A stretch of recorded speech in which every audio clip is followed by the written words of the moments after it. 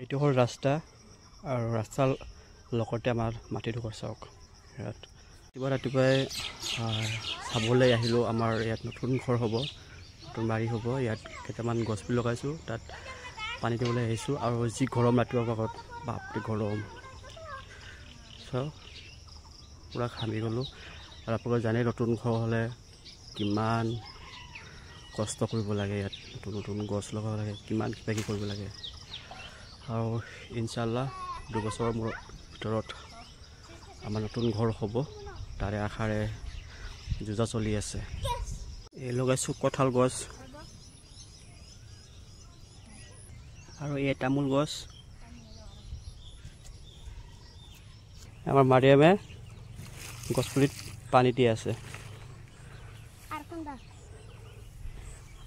এয়া বোলে প্লাম গছ হ'ব, প্লাম গছ পুলি। তামোল গছ,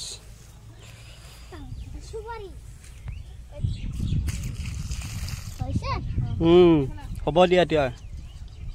এয়া লগাইছোঁ আম গছ।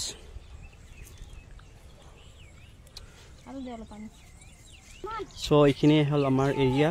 চব নতুন গছ লগোৱা হৈ আছে আৰু এনেই মৰাপাট লগাইছে। বেকাৰ মাটিখিনি পৰি আছে, এইটো কাৰণে। এইটো হ'ল ৰাস্তা আৰু ৰাস্তাৰ লগতে আমাৰ মাটিডোখৰ চাওক। ইয়াত ইনশাল্লাহ ঘৰ বনাম 2 বছৰৰ ভিতৰত। অলৰেডি মাটি পেলোৱা হৈছে, গছপুলি লগালোঁ। ইনশাল্লাহ 2 বছৰৰ ভিতৰত ঘৰ বনাম ইনশাল্লাহ।